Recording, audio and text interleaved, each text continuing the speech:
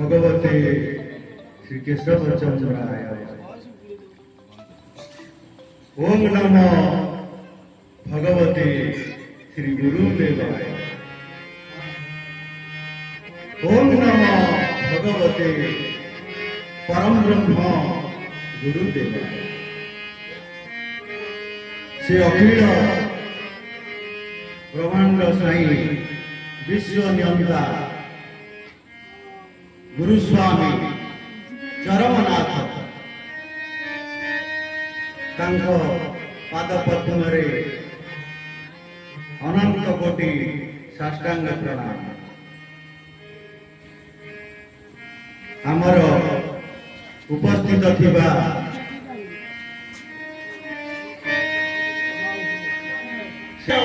से कौन पाइब मो कह तेणु जदि भक्ति सहकारे आमे खूब कम समय दियंते तांको चिंता चेतना को भाबी सेही रूप जेमति मंत्रमूलम गुरुर्वाक्य पूजामूलम गुरुपाद ध्यानमूलम गुरुमूर्ति मोक्षमूलम गुरुकृपा। तेणु से गुरुंकर चरण बिंदरे से गुरुंक उद्देश्य आसंतु से गुरु निजे समाज को किभली भाव निर्देशन देइथिनि तांकरी पादपद्मरे आसंतु यही भजन पुष्पर्घ्य निवेदन करवा से गुरुंक पादपद्मरे कौन से भजन गुरु कृपा बिना मुक्ति नहीं रे नहीं नहीं रे नहीं नहीं रे मन करी गुरु कृपा बिना मुक्ति नहीं रे हे मन बाई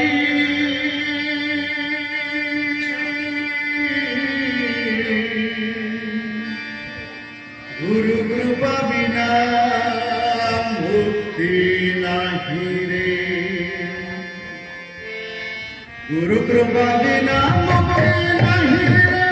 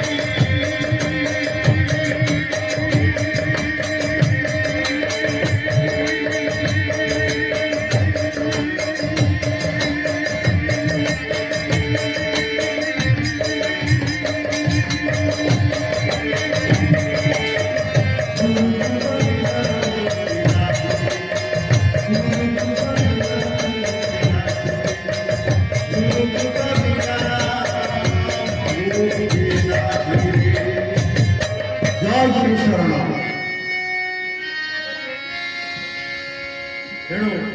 वास्तव में समय क्रमे आम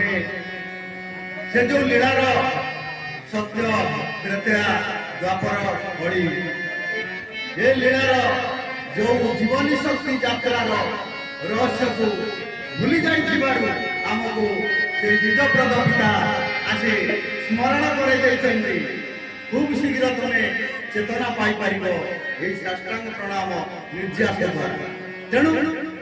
सत्य जुगे जो चरम बसिकी ठाकुर कही से जो पिंड तत्व भाषा जे मूलाधार कर्णधार स्वादिष्ठान स्वाधीन मणिपुर प्रहित अनाथ प्रवीण विशुधर सुदचित आज्ञाचक्र अनुज्ञा सहस्रार सारक ब्रह्मरंध्र प्रज्ञा तेणु से ब्रह्मरंध्र आम ଆମର এই ଜୀବନ ଶକ୍ତି କଣ ହେଉଛି ପ୍ରାଣ। ଆମର এই যে ପ୍ରାଣ ଆମକୁ ବଞ୍ଚାଇ ରଖୁଛି, ଯାହାକି ଏ ପ୍ରାଣ ଗଲା ପରେ ଆମେ ଯେତେ ହଲେଇଲେ ଯେତେ ଡାକିଲେ ବି କେହି ଶୁଣୁନା। ତେଣୁ ମା ଭଉଣୀ ମାନେ ଆଜି एमएल मंत्री कि वीडियो तहसीलदार ऑफिशियल की भाग देती पुलिस वाला वकील हाकिम आम एजुकेशन विभाग कि आमे माने समस्ते कहीं भी जानिन कि जानिया भी चेष्टा करूना जे ये प्राण शक्ति किपरि भाव में नियंत्रण हो पारिबो, आमे आयर आत्मकल्याण हो पारिबा, आरोग्य हो पारिबा, से विभाग रे से गर्भ निर्यास रे से बाबद रे कहीं केबे शिक्षा टीका दे पारनांती एवं आमे रोगाग्रस्त होई सेमान प्रति गले सेमाने हमको खूब शीघ्र रोगाग्रस्त एवं आउरी पीड़ित कर दे हमको मध्य मृत्युमुख को टाणी नहीं जाउछन, किंतु ताको पाखरे भी बुझिया को गले ए सब ज्ञान नाही थिले आज एते गुरु परंपरा विश्व स्तर रे गड़ी उठंता नाही। सब गुरु परंपरा ठीक, किंतु जो गुरुकर जो उपदेश रही ताकू समीक्षा कर, आत्म समीक्षा कर, आत्मचिंतन कर, आत्म अनुसरण कर, आत्म दर्शन कर, तत्व को प्राप्ति हो ये शरीर नकठार चुटी जाके निश्चित भाव में जापर वास्तव में मानव हूँ दुर्लभ मनुष्य जन्मर लाभ जेबे करे कौन गोविंद भाव तेणु दुर्लभ मनुष्य शरीर नर्क निस्तारण कर दुर्लभता प्राप्ति आमको नर्करू निस्तारण होगा पड़ो। दुर्लभता आमर हला कर्तव्य कर्म आमर काम्य एवं आमर निश्चित भाव में यहाँ आवश्यक। तेणु सत्य जुगे ब्रह्मवर्त सेठी रही ब्रह्मरंध्र वेदगान कर मुक्ति मुख्य निर्वाण चरण प्राप्ति समयानुक्रमे आपणकर देखु चारिटा अंश मुझे आपको मजा हाड़ भितर शस मजा से तृतीय संस्कृति में पड़िया से तपस्या कर मुक्ति मुख्य निर्वाण चरण प्राप्ति हो पार समयानुक्रमे द्वापर संस्कृति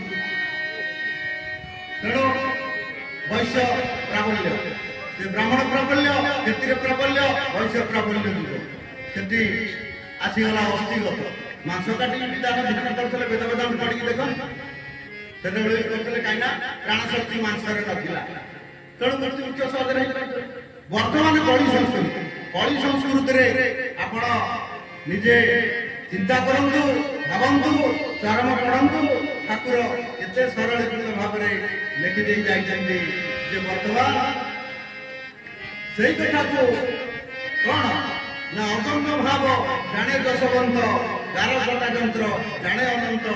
आगर नागत अच्युत भणे बलराम दास तत्व बखाणे भक्तिर भाव जाने जगन्नाथ ये पंचशका ओडिशा तेणु आमर ये नेमाल स्थित अच्युतानंद महापुरुष सी पट शिष्य रामदास कहले रक्त मांस चर्म प्राण थी राम अंत कली बढ़ ध्यान तेणु देखु यही प्राण शक्ति किभली ओल्हे ओल्हे समग्र आम शरीर को राशि देती जाकि सत्य तृतीय दरकार पड़े यही प्राण शक्ति ही जुग तैयारी करे यही प्राण शक्ति की ठाकुर किभली भाव में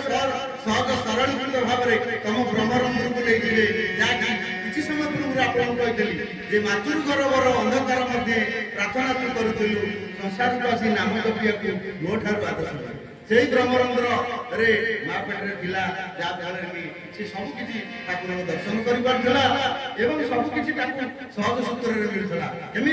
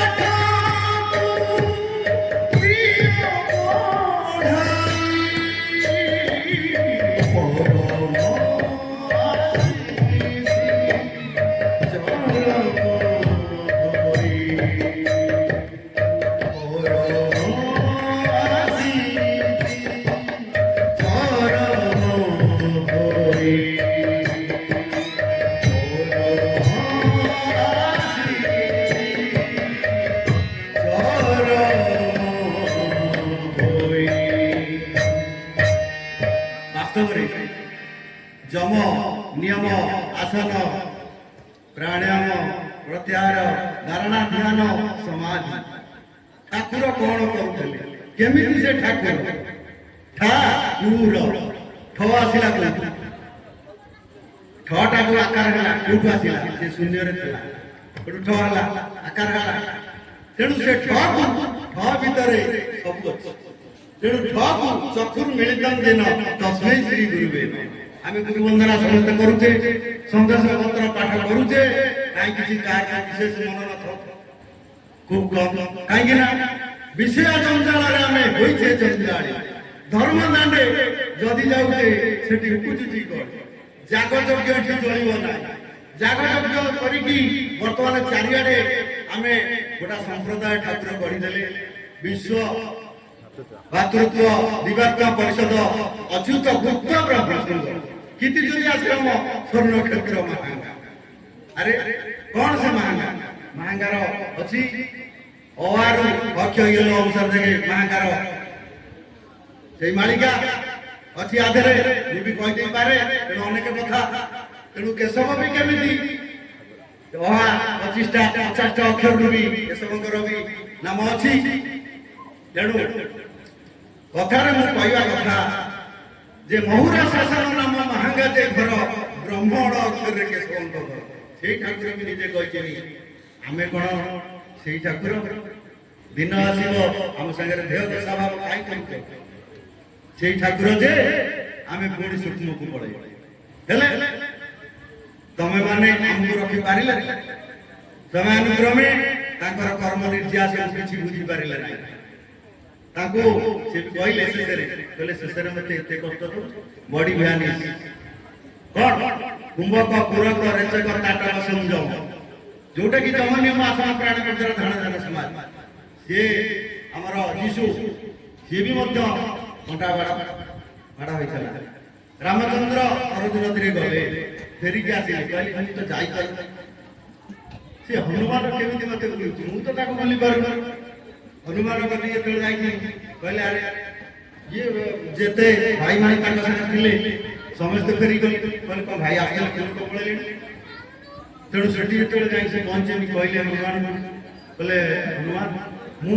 ତମକୁ ଛାଡ଼ିକି ଯାଇପାରିବି, ତମେ ମତେ କେମିତି ବୁଝୁଛ? ନା କେମିତି? ଆପଣ ତ ମୋ ପାଖରେ ଅଛନ୍ତି ନା କେମିତି? ମତେ ଟିକେ କହିଦେବ କେମିତି କଣ ପାଖରେ? ସେ ଏଇ ସୂତ୍ର କଣ? ଅୟମ ଆତ୍ମା ବ୍ରହ୍ମ ବ୍ରହ୍ମସ୍ମ ତତ୍ତ୍ୱମସି ପ୍ରଜ୍ଞାନ ବ୍ରହ୍ମ ଆବାହନ ସଂସ୍ଥାପନ ସନ୍ନିଧାନ ସନ୍ନିରୋଧନ ସକାଳେ ତଳେ ହୃଦୟ ନଈ ଯିବା, ଯୋଉଟା ଆମ ଦଶମୁଦ୍ରା ନିଜ ଶରୀରକୁ ସେ ଆବାହନ କରିଦେଲେ। ସେ ଦେଖିଦେଲା ବେଳକୁ ତାଙ୍କର ରୂପ ବି ରାମ ହେଇଗଲା। ତେଣୁ କେମିତି ଏଇ ସୂତ୍ର ଏଇ ଠାକୁର ଏଇ ଯୋଉ ସୂତ୍ର ଦେଇଥିଲି, ଆମେ କଣ ଏତେ ଅଯୋଗ୍ୟ? ଆକୁ ଆମେ ପ୍ରାପ୍ତି ହେବାନି? ଆମ ଗୁରୁ ଧର୍ମକୁ ପ୍ରଚାର ପ୍ରସାର କରିବାର ଆମର ଯୋଗ୍ୟ ନାହିଁ? ଆମେ ଏତେ ପାଠ ପଢୁଛେ, ବୈଷୟିକ ପାଠ, ସ୍ମାର୍ଟ ଏଜୁକେସନ, ତେଣୁ ଇଏ ପାଠଟା ଦେଖନ୍ତୁ କେତେ ଡିଫିକଲ୍ଟ, କିନ୍ତୁ ଆକୁ ଆମର ସହଜ କିନ୍ତୁ ଆଦର ନାହିଁ। ତେଣୁ ହରିଆ ଆଦର ଆସିଲେ କିନ୍ତୁ ପ୍ରକୃତରେ ଆମର ଶୀଘ୍ର ପ୍ରାପ୍ତି ହେଇଯାନ୍ତା, କିନ୍ତୁ ଆମର ଏଇ ଯୋଉ ଭକ୍ତି ବିଶ୍ୱାସ ଏସବୁ ଶ୍ରଦ୍ଧା ନଥିବ, ରାଜତା ପ୍ରେମ ଭାବ ଭକ୍ତି ନଥିବାରୁ ଠାକୁରଙ୍କୁ ପରୀକ୍ଷା କରିଦେଉଛନ୍ତି, ସେ ବାଟ ଦେଖୁନାହାନ୍ତି। ଯାହା ଫଳରେ କି ଆମେ ଜୀବନ ଚକ୍ରରେ ଘୁରିବାକୁ ବାଧ୍ୟ। ପୁନର୍ବିଜନମ ପୁନର୍ବିମରଣ, ଅନ୍ଧମୁକ୍ତ କାଳ ଭିତରେ ଆଜି ସୁନ୍ଦର ହେଇଛ କାଲି ଅସୁନ୍ଦର ହେଇକି ଜନ୍ମ କିଛି ବି ବୁଝିପାରିବାନି। ଯାହାକି ଆମେ ବି 60 ଲକ୍ଷ ପ୍ରତ୍ୟକ୍ଷ ଦେଖୁଛେ, ସେଇ ମା ସେଇ ଜନନୀ ଜଠର ଜଣେ କଣ ଅନ୍ଧ, ଜଣେ ବିକଳାଙ୍ଗ ପାଗଳ ହେଇ ବୁଲୁଛି। ମୁଁ ସେଇ ବାଟରେ ଗଲାବେଳେ ଚିନ୍ତା କରେ, ଆରେ ମୁଁ ବି ଏମିତି ଦିନେ ଥିଲି, ତା କେମିତି କଣ ଠାକୁରେ ଆମକୁ ଗୋଟା ସଂସ୍କାରିତ କରେଇକି ଆମକୁ ଏ ବାଟ ନେଇ ଜନ୍ମାନ୍ତର ବାଦରେ କେମିତି କଣ ସର୍ବାଙ୍ଗ ଶରୀର କଣ ବଡ ହେଇଯାଇ କେମିତି ରୋଗ ଭୋଗ ହଉଛି, ଆମକୁ ସାଧନ ସାଧନ କରିକି ଯେ ଦେବା କି ଔଷଧ ହେଇ କରିବା, କିନ୍ତୁ ସମ୍ପୂର୍ଣ୍ଣ ଦଳ ଅଛୁ କି ଜଣେ ଅନ୍ଧ, ଜଣେ ମୂକ, ଜଣେ ବଧିର, ବିକଳାଙ୍ଗ,